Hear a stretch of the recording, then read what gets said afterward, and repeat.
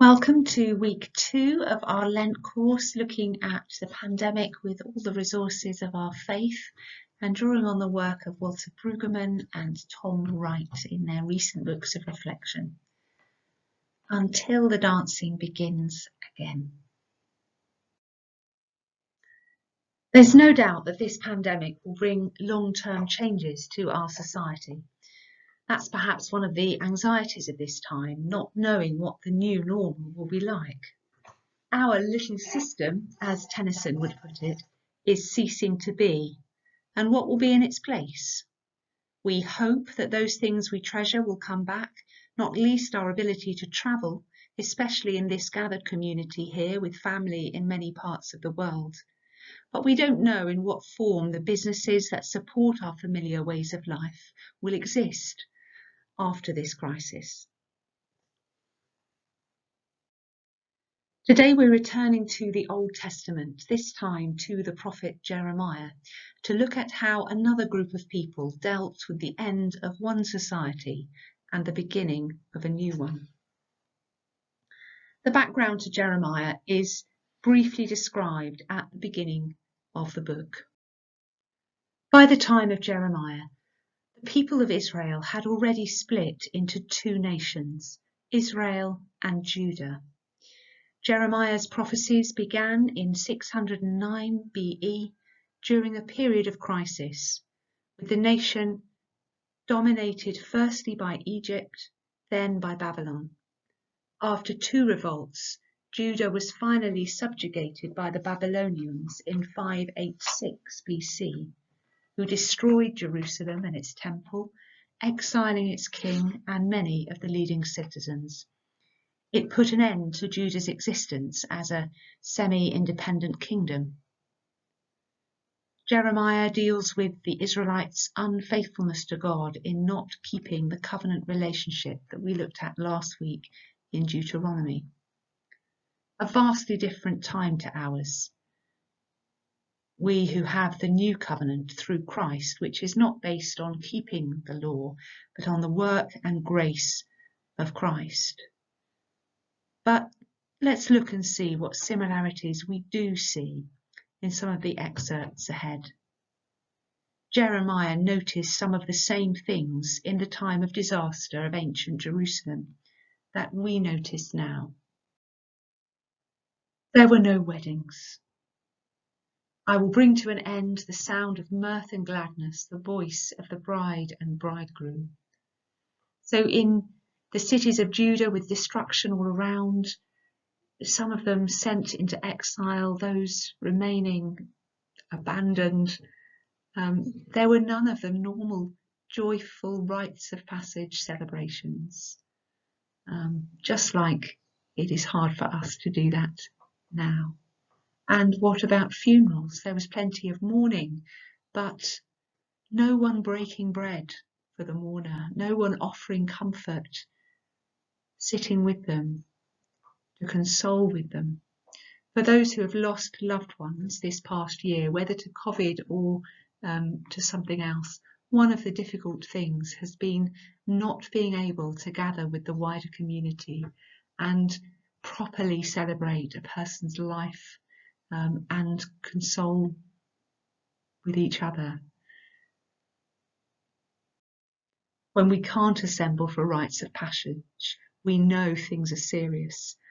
Only the foolish assemble now.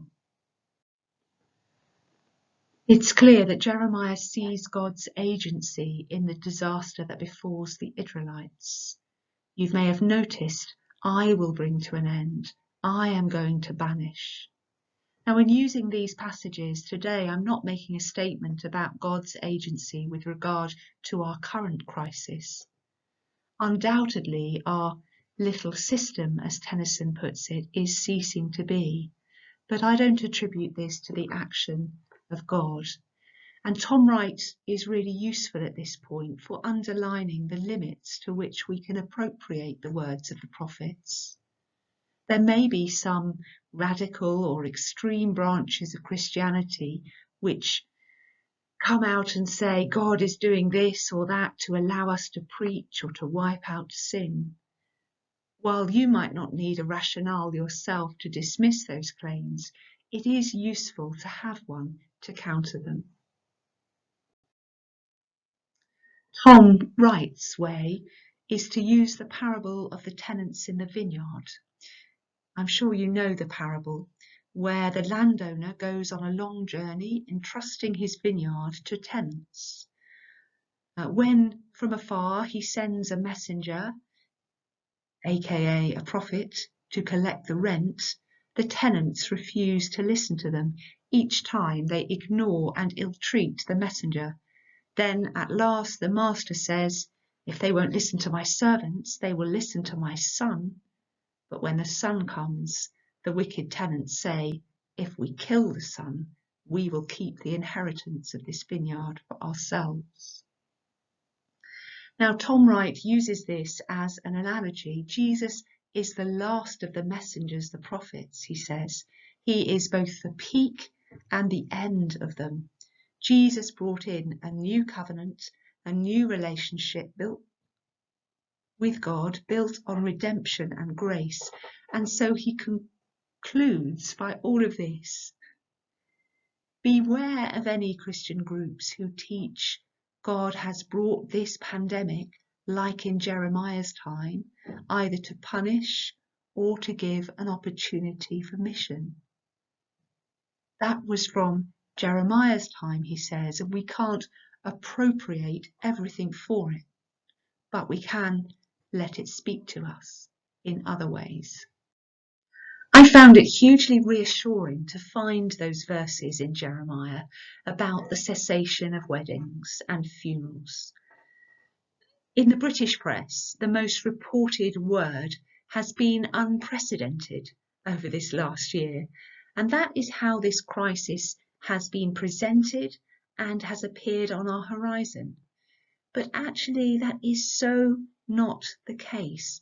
Time and again, crises, whether plague or war or famine, have caused this same suspension of life. It's made me think again of what it was like during the war years. And I'm sure then the cessation of weddings and funerals was part of it, let alone the time of the Spanish flu and plagues over the years. And Jeremiah, it doesn't just have these passing similarities to give us reassurance. He also teaches us about hope.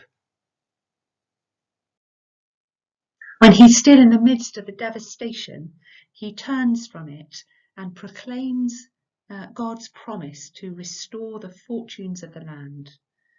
He looks to a future where there will be a relationship with God and his people which will not be broken. The restoration that Jeremiah envisages includes the renewing of weddings and joyful thanksgivings. After weddings are restored, the people praise God there in Jeremiah 33.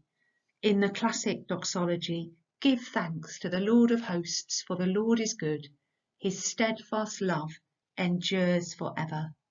Steadfast love, which David wrote so frequently of in his Psalms, which came through time and again for him in his life, which underlined the relationship of God with his people that was underneath the covenant all along. Love. And then we have the phrase, restore the fortunes. This, Brueggemann insists, is not so much a return to normal life. It is much more than the good old days. It's a restoration to God's promise. It is the Easter Sunday joy, or the dancing when the lost son of Jesus' parable is returned home, with new understanding of his own faults and with forgiveness and restoration to his place as son. So what can we take from Jeremiah today? The first thing that Brueggemann underlines for us is to have a relentless, uncompromising hope, more than just the simple assurance we will get through this. rather the conviction that God will not quit until God has arrived at God's good intention for us and for the world. And then secondly, to be a witness to that steadfast love, the tenacious solidarity of God that persists amidst pestilence. Jeremiah witnessed that in the midst of abandonment, God has not abandoned.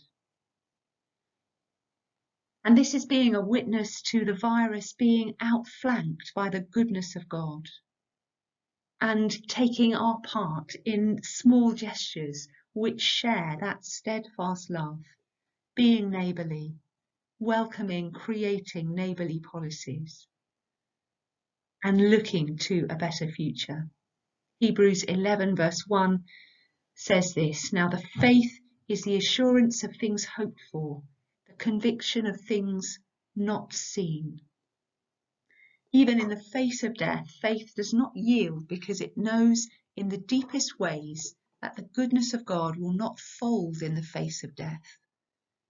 Jeremiah anticipated the time when weddings will begin again soon. In the meantime, he waited with truth-telling, with honesty and courage.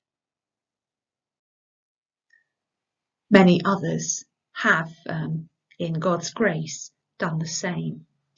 Pastor Martin Rinkart was pastor in Eilenburg, Saxony, the town of his birth. He wrote the hymn that you will know well, I'm sure, "Now Thank We All Our God." He wrote it as a table grace for his family. It was written during the 30 Years' War, so between 1618 and 1648. And this is the biographical note that goes with it.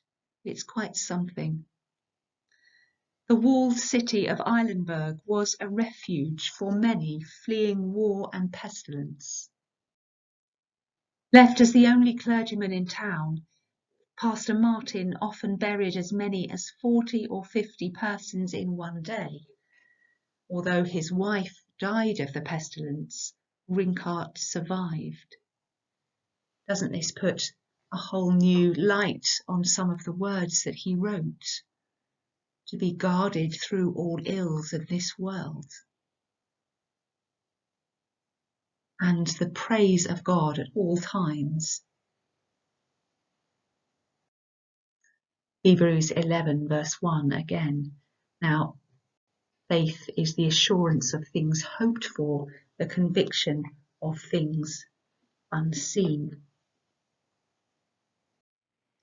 So that brings us to our discussion questions for this week.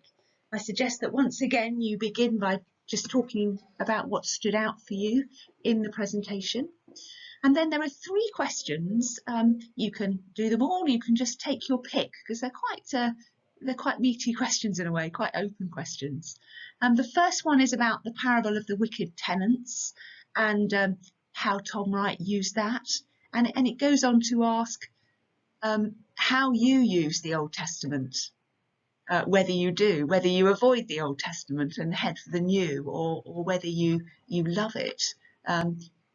How useful do you find it? Second question about hope. What hope do you have of God today, and what gives you that hope? And the third question is about how we are witnesses to God's steadfast love. Have fun with those.